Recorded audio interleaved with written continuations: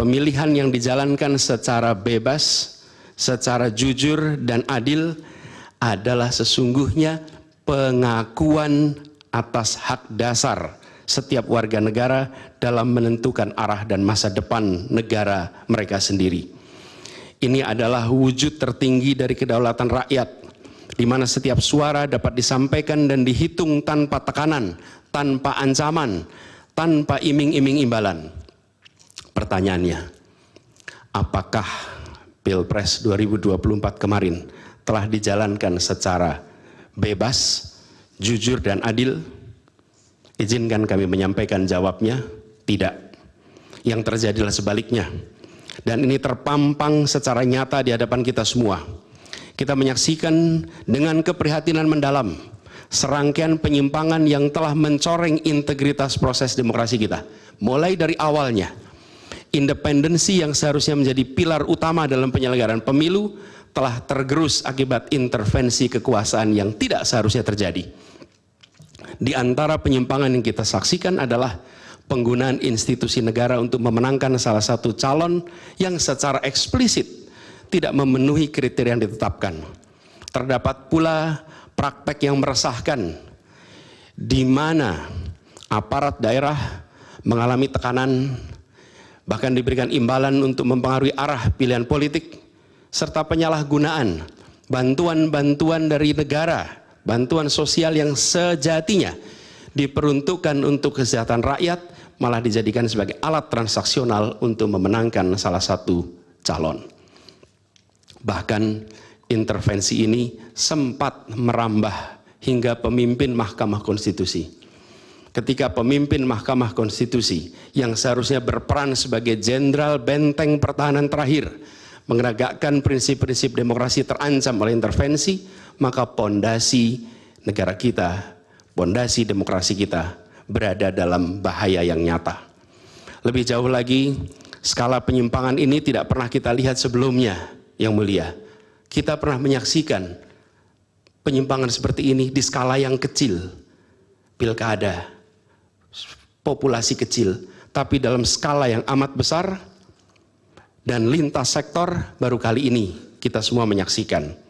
Karena itulah nanti izinkan kami nanti melalui tim hukum nasional dan Timnas Amin akan menyampaikan seluruh argumen dan bukti-buktinya atas penyimpangan dan pelanggaran kepada Yang Mulia Majelis Hakim Mahkamah Konstitusi ini. Kami, waktunya 2 menit lagi. Yang Mulia Hakim Mahkamah Konstitusi yang kami hormati, kami muliakan. Apa yang kita saksikan ini bukanlah peristiwa biasa. Ini adalah titik klimaks dari sebuah proses yang panjang. Penggerogotan atas demokrasi, di mana praktek-praktek intervensi dan ketaatan pada tata kelola pemerintahan secara pelan-pelan tergerus.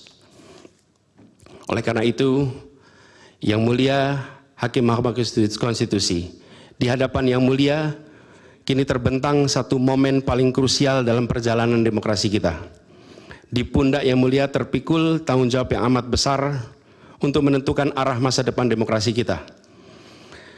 Apakah kita akan melangkah dalam persimpangan jalan ini menjadi sebuah republik dengan rule of law atau rule by law? Demokrasi yang makin matang atau kemunduran yang sulit untuk diluruskan di tahun-tahun ke depan?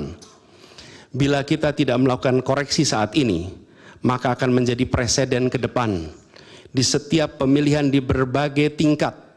Bila kita tidak melakukan koreksi, maka praktek yang terjadi kemarin akan dianggap sebagai kenormalan dan menjadi kebiasaan, lalu menjadi budaya dan akhirnya menjadi karakter bangsa. Yang Mulia Majelis Hakim Mahkamah Konstitusi, dengan rasa hormat dan penuh harap, mohon peristiwa ini jangan dibiarkan melewat tanpa dikoreksi. Rakyat Indonesia menunggu dengan penuh perhatian, dan kami titipkan semua ini kepada Mahkamah Konstitusi yang berani, independen, untuk menegakkan keadilan dengan penuh pertimbangan. Kami mendukung Yang Mulia untuk tidak membiarkan demokrasi ini terkikis oleh kepentingan kekuasaan yang sempit, tidak membiarkan cita-cita reformasi yang telah lama diperjuangkan menjadi sia-sia. tindakan dan keputusan Mahkamah Konstitusi terkait dengan jadwal pemilihan kepala daerah serentak serta keputusan penghapusan pasal pencemaran nama baik telah memberikan kepada kami harapan bahwa independensi, keberanian, ketegasan dalam menegakkan keadilan hadir kembali di Mahkamah Konstitusi ini. Kami memohon kepada Hakim Konstitusi yang kami muliakan untuk menerapkan kebijaksanaan dan keadilan dalam setiap keputusan perkara yang kami ajukan, menjadi penjaga yang teguh atas nilai demokrasi, dan memastikan bahwa konstitusi tetap menjadi panduan utama dalam membangun masa depan bangsa yang lebih adil dan sejahtera.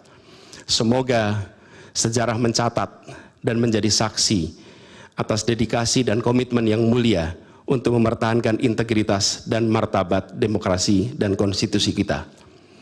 Kepada Hakim Mahkamah Konstitusi yang kami muliakan, harapan besar dan tinggi itu kami titipkan. Terima kasih. Assalamualaikum warahmatullahi wabarakatuh. Waalaikumsalam.